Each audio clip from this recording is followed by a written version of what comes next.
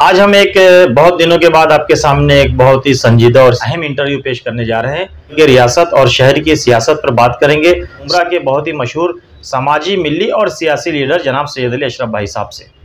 हम भाई साहब से बात करेंगे कि आज शहर में जो कुछ हो रहा है, जो रशाकशी है, जो खींचातानी है, उस पर भाई साहब का क्या ख्याल है। भाई साहब, आपका बहुत इस्तकबाल है हमारे चैनल पे, आप बहुत दिनों के बाद हाथ लगे हैं। तो शहर में आप देख रहे हैं कि बड़ा रशाकशी है, बड़ी खींचातानी चल रही है, तो आप कहाँ बैठे हैं इस वक्त?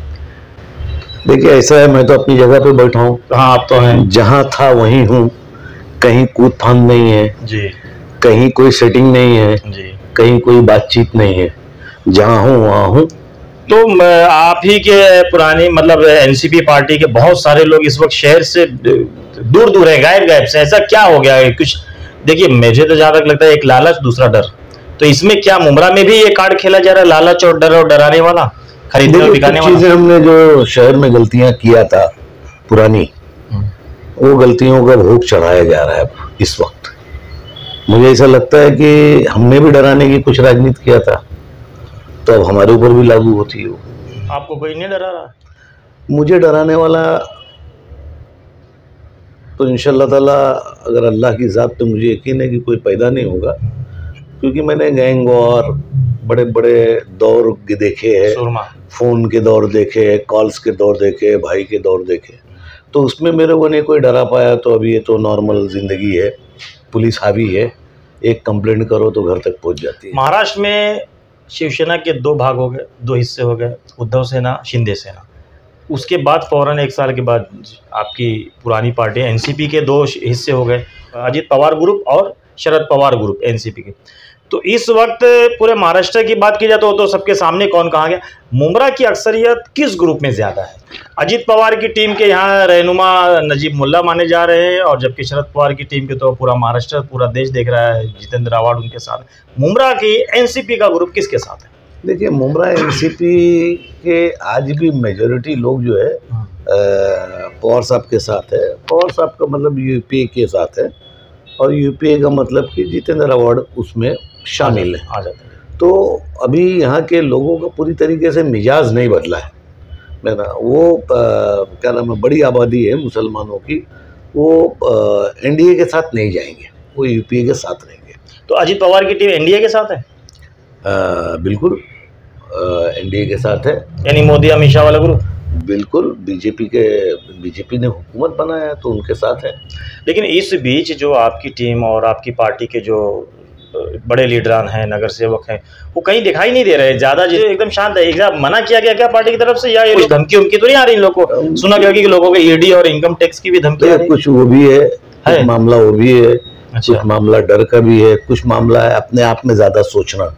क्योंकि मैं ऐसा मानता हूँ कि सियासत में इतना ज़्यादा खास करके माइनॉरिटीज़ को के लोगों को नहीं सोचना चाहिए। जितना अपना लेवल है, कॉरपोरेशन का लेवल है, तो कभी अल्लाह ने बना दिया एमएलए का एक लेवल है, बहुत ज़्यादा अल्लाह ने और नवाज दिया तो कैबिनेट मिनिस्टर आप बन जाएंगे। लेकिन पता नहीं क्यों मुझे ऐसा लगता है, जो मेरी स्टडी है, कि मुसलमान इतना तेज़ी से सोचता है कि सीआईए बेकार है। मतलब यहाँ के अगर ऑटो ड्राइवर से बात कर लोगे तो वो आपको सीआईए जो बात करती है वहां तक पहुंचा देगा आपको। तो ये बहुत ज़्यादा चालाकी है, ये बहुत ज़्यादा बेवकूफ़, अपने आप में होशियार समझ के बेवकूफ़ बनना है। मैं ऐसा मानता हूँ कि शांत तरीके से राजनीति करो, माइनॉरिटीज़ एरिया में नगर सेवक बनो, लोगों की खिदमत करो, खिदमत खल का जज्बा रखो, पब्लिक का काम करो, बस इतना है। तो जो लोग गए हैं, मतलब गए तो मुमरा से कोई नजर नहीं आ रहा, दूसरे पक्ष में आपकी पार्टी के लोग तो सब इधर ही दिखाई दे रहे हैं। लेकिन इनमें से भी कुछ लोगों के आपकी जानकारी, मुमरा में बिल्डर या पॉलिटिशियन को ईडी इनकम टैक्स के फोन आ रहे हैं क्या? ऐसा कुछ जानकारी मुझे ऐसी जानकारी नहीं है कि ऐसा, और इतने बड़े नहीं हो गए मुमरा के लोग, मुमरा के क्या नाम अपना वो कि उनको ईडी और ये सब ढूंढेगी। ये सब अपने आप में सोचने का तरीका है कि मुझे देख रहा है। अरे एक ना शिंदे महाराष्ट्र राज्य का मुख्यमंत्री हो, कहाँ तुमको देखेगा? अजीत दादा महाराष्ट्र का उप मुख्यमंत्री, उसको कहाँ फुर्सत है कि भाई साहब क्या कर रहे हैं शहर में? तो मुमरा इतनी बड़ी मतलब एक मुसलमान एमएलए जिता नहीं सकते और अजीत पवार का नाम लेके उनके कुछ हवारीन तो डरवा रहे होंगे ना, ऐसा हो सकता है। तो ठीक है, वो अगर डरवा रहे होंगे तो आप भी सोचो ना, अल्लाह ने आपको अक्ल सलीम दिया है कि मेरी बिसात कहाँ वहां, मेरी बिसात वहाँ कहाँ से, अगर मेरी बात जाके वो करेगा तो भगा देगा, बोले चल भाग। ये मैं मुमरा के लिए नेता हूँ क्या? मैं महाराष्ट्र का नेता हूँ। तो जो लोग डरे, मतलब आपका कहना है कि वो उनका अपने आप का डर है, उनका अपना बनाया हुआ डर है। या हो भी सकता है कि भाई की कुछ गड़बड़ किए होंगे, तो गड़बड़ी का मामला तो देखो भाई, मैं मुमरा में कोई गलत काम किया नहीं तो मैं डर ही नहीं रहा हूँ। मुझे क्या नाम है, आज बोलो मैं आज पुतला जला दूंगा एकनाथ शिंदे जी का, मैं आज पुतला जला दूंगा मेरी पार्टी के मुखालिफ लोगों का। लेकिन जरा चुप इसलिए हूँ कि मैं देखना चाह रहा हूँ कि ये लॉयलिस्ट जो गैंग बना था सब, जो मशवरे देता था रात में बैठ के जाके, मशवरा रात में नहीं दिया जाता, मशवरा सुबह दिया जाता है, दिन के उजाले में दिया जाता है। ये रात के अंधेरे वाले जितने मशवरेकार थे सब किधर है, कहाँ है और कहाँ अपनी सेटिंग लगा के रखे, पता है? सब मुझे पता है कि सब कहाँ गए, किसके पास गए, कहाँ से अपनी वो किए, कितनी आइडियोलॉजी को बदला।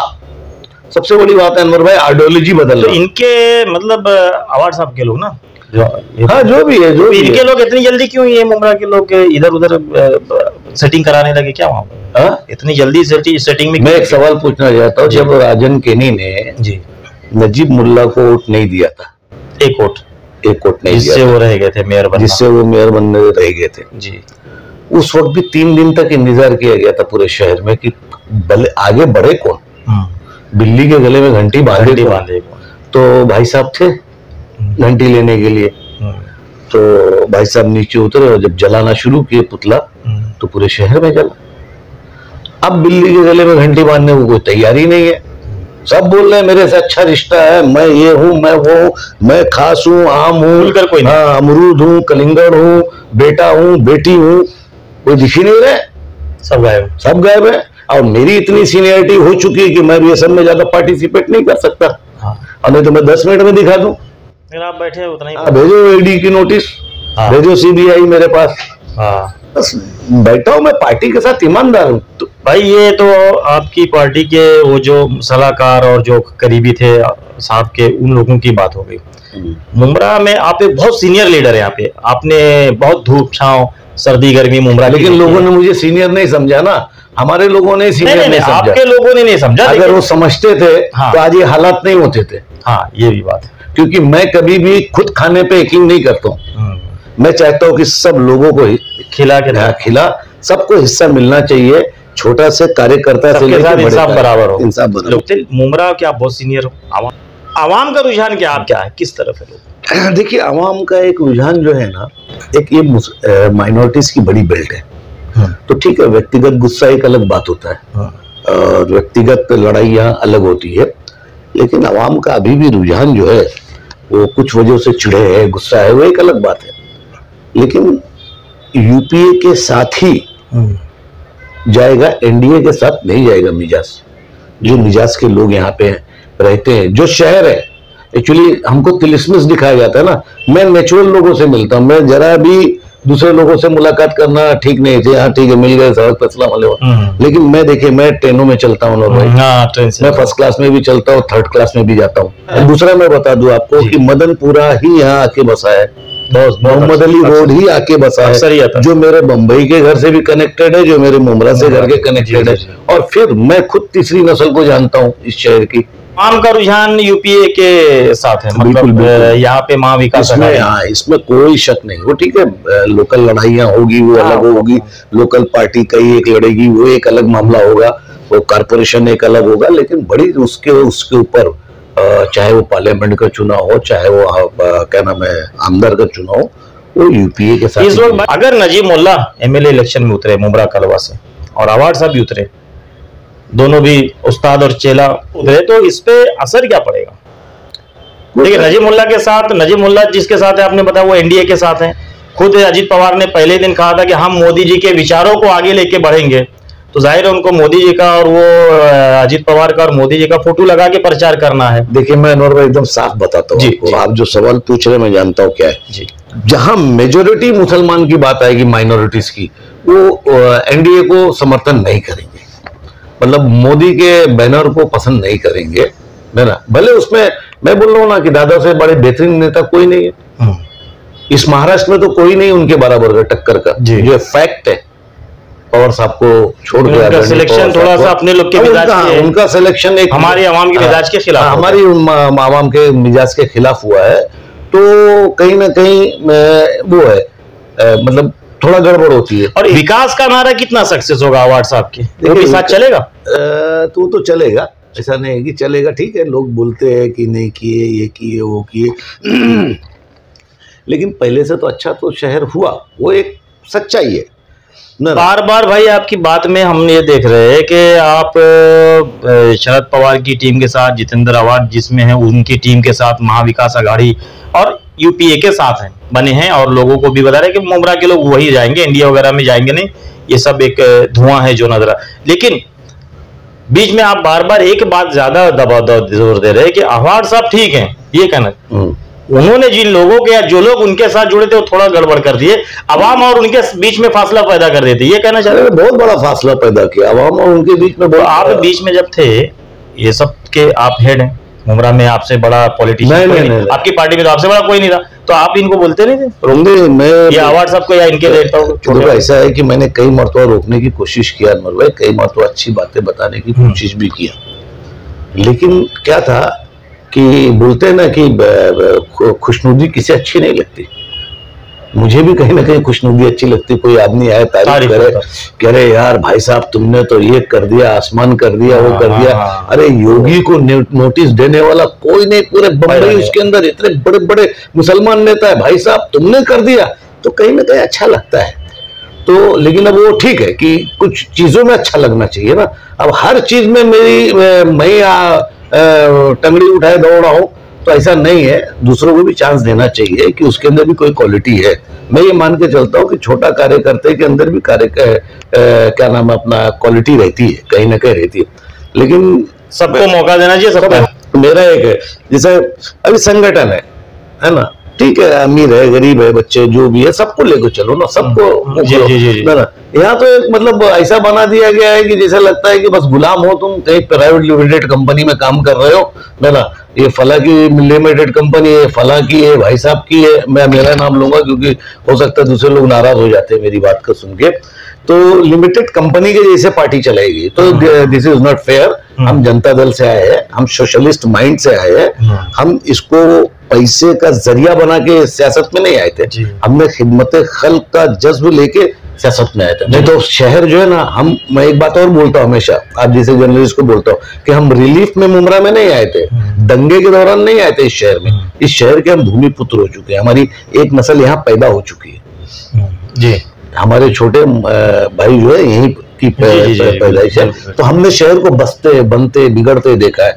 यहाँ के हिंदू हो, यहाँ के मुसलमान हो, यहाँ के क्रिश्चियन जो घराना है, यहाँ के पुराने पुजारी हो, यहाँ नीचे मंदिर है, ये सारे के सारे लोग हमारे वालिद के साथ के बैठते थे। इंडिया दादा के पिताजी हो, या बालाराम जी हो, या भगत फैमिली हो, या राउत फैमिली हो, ये जितने भी लोग थे ना, तो हमारे बड़े भागीरथ भगत फैमिली हो, बीके भगत फैमिली हो, तो ये सब बड़े कनेक्टेड लोग थे हम लोग। तो हम लोगों ने शहर बसाया है, लेकिन हमको हाशिए में डालने की कोशिश की जाती है। जब मौका मिलता है तब हमको हाशिए में डाल दो, तो दिस इज नॉट फेयर। बताइए हमको क्या जिम्मेदारी दी जाएगी, बताइए क्या जिम्मेदारी दी जाएगी? आप एक बार नगर सेवक थे, कमेटी में मेंबर थे, माइनॉरिटी कमीशन चेहरे के रुकने थे। देखिए वो ठीक है, वो ईमान के चेयरमैन थे, वो ठीक है। भाई आप भी जानते हैं कि वो कितनी ताकतवर चीजें थी और क्या थी। मुझे जो है, मुझे पता नहीं क्यों अनवर भाई ना सियासत से इतनी चिड़ और घिन हो गई है। कब से? ये सब देखने के बाद जो है, जो चल रहा है और जो मुमरा में चला, तो इतनी नफरत हो गई मेरे को सियासत से कि यहाँ एक आदमी दूसरे आदमी को सलाम करता है सियासत के बिना पे। यहाँ एक दूसरे की दिल की बात करने के लिए कोई आदमी नहीं बचा कि किससे दिल की बात की जाए। मुखबिरी होती है हर जगह। कोई किसी के यहाँ, कोई इस्माइल के यहाँ आता है तो बोले भाई साहब क्या बैठा है ना, पता लगाओ कि वो इस्माइल वकील है, उसका 307 का मुजरिम हो, वो वकील के पास गया। तो इतनी ज्यादा चिमियागोई हो गई है कि इससे नफरत हो गई। और मैं ये मानता हूँ जितना इंडिपेंडेंट हो गए या बैकडोर से जाके, चाहे एमएलसी बन के, चाहे राज्यसभा बन के, या चाहे जो आप काम आवाम का कर सकते हैं ना, वोट की निगाह से मेरे को देखते हुए ना आवाम को बहुत खराब लगता है। सियासत में तो एकदम अवामी खिदमत, एकदम एक्टिव बने रहूंगा, इतना एक्टिव बने रहूंगा कि मेरा एक नेचर है कि मेरे को अगर चिढ़ाओगे तो मैं बहुत तेजी से दौड़ता हूँ, और फिर मैं जब तेजी से दौड़ूंगा विकेट तो ले डालूंगा, कोई भी हो। विकेट मतलब विकेट चाहे सीट गिरा सकते हैं, कुछ भी, कोई भी, कारपोरेशन से भी बात कर रहा हूँ। हाँ। जो नगर सेवक थे पिछली बार बहुत ज्यादा आए थे, 20 में से 18 कुछ। क्या अगले जो चंद दिनों में एक कारपोरेशन का फिर चुनाव, यही स्थिति आपके राष्ट्रवादी पार्टी पवार साहब की बनी रहेगी या कम ज्यादा होगा बैलेंस? पवार साहब की बनी रहेगी, पुराने भागने वाले हैं क्या? हमारी कोशिश रहेगी कि हम कोशिश करके सीटों को लाए। हाँ। लेकिन फैक्ट बोलता हूँ, क्योंकि मैं आवाम के दरमियान झूठ नहीं बोलता, आप इंटरव्यू ले रहे हैं। हाँ। ये बार वो सिचुएशन नहीं रहेगी। अच्छा। शहर के अंदर कौन पार्टी आगे का वर्चस्व रहेगा? कई पार्टियां रहेगी, तो अब इतना आसान नहीं कि जितना आसान पहले था, वो एक तरफा था। अपन बोलते नहीं थे कि हमने विपक्ष खत्म कर दिया, सबसे स्ट्रॉन्ग विपक्ष बन के सामने आ गया, इसीलिए हमने शायद इज्जत नहीं किया किसी की जी, कि विपक्ष था ही नहीं, विपक्ष है नहीं, हम जैसा चाहेंगे वैसा करेंगे। तो आपके पुराने नगर से 18 जिनको आप लोगों ने चुन के दिया था, वो रुकेंगे, उसमें भी कुछ जाने वाले हैं। अब वो अपने अपने मत, देखिए मैंने कहा ना कि सियासत अपने मतलब की हो गई, विचार की सियासत नहीं रह गई, मतलब की हो गई, मतलब जिसका काम जहाँ से बनता है, जहाँ से बनता है, जिसकी दोस्ती जहाँ रहती है वो उसको मानता है। मेरा देखो, हर चीज कार्यकर्ता पे लागू मत करो जी, लीडर पे भी लागू होती है। हाँ, कहीं हम नहीं गलत थे कि आप जो है ये मान के चलो कि मैं कहीं पे भी जाऊं और कोई कहीं ना जाए, हाँ। तो दिस इज रॉन्ग। आदमी को हर जगह जाने दो, उसके बाद जो कार्यकर्ता बनेगा वो स्ट्रांग बनेगा जी। मेरी पार्टी के कार्यकर्ताओं को एक ही नसीहत, और लीडरों को भी, हाँ, लीडरों, बड़े लीडरों को, मैं बड़े लीडरों, मतलब मुमरा के बड़े लीडरों को मैं ये बोलता हूँ कि आप खिदमत खल्क का जज्बा लेके आइए। इलेक्शन लड़ना हर इंसान का अधिकार है, हर कार्यकर्ता जो मेहनत करता है उसको इलेक्शन लड़ना चाहिए, वो कोई भी गरीब हो या अमीर हो, उसको लड़ना चाहिए। और मुमरा की आवाम से अपील करना चाहता हूँ कि आप दानिश्वरी का सबूत दें, जज्बात में कहीं ना जाएं, हर चीज को देख लीजिए कि क्या क्या किया गया है और क्या क्या हुआ है, तो उसके हिसाब से आप देखिए कि आपका फायदा कहाँ है, आपका नुकसान कहाँ है, उस हिसाब से बात कीजिए जी। बहुत बहुत शुक्रिया सैयद अली भाई। ये थे सैयद अली अशरफ उर्फ भाई साहब, कुछ लोग भाईजान कहते हैं, मुमरा कौसा के बहुत ही सीनियर लीडर, मुंबई भर के लोग जानते हैं, महाराष्ट्र भर के लोग जानते हैं, इनके घर घरानों को इनको भी बताना कोई एक तवील बात हो जाएगी। इन्होंने बहुत अच्छी बातें की, नसीहत की। इन्होंने यहाँ अपनी पार्टी के हाईकमान को भी तंबीह किया है, छोटे लीडरान को भी और मुमरा के बड़े लीडरान को भी। लेकिन इन्होंने एक अहम बात कही, अगर आपने कुछ नहीं किया है तो आपको डरने की और अफवाहों पर जाने की कोई जरूरत नहीं है, आपका कोई कुछ बिगाड़ नहीं सकता। मैं यहाँ बैठा हूँ निडर और बेखौफ होके, ना मैं लालच में आता हूँ, ना मैं डरा ना झुका। यानी भाई साहब के लिए मैं एक शेर ये कहूंगा, मैं डरा नहीं, मैं झुका नहीं, कहीं खूब छुप छुपा के खड़ा नहीं, जो डटे हुए हैं महाज पे मुझे उन सफों में तलाश करो। आदाब। बिल्कुल बिल्कुल, शुक्रिया। सवेरा न्यूज नेटवर्क को लाइक करें, सब्सक्राइब करें और बेल आइकन दबाना ना भूलें।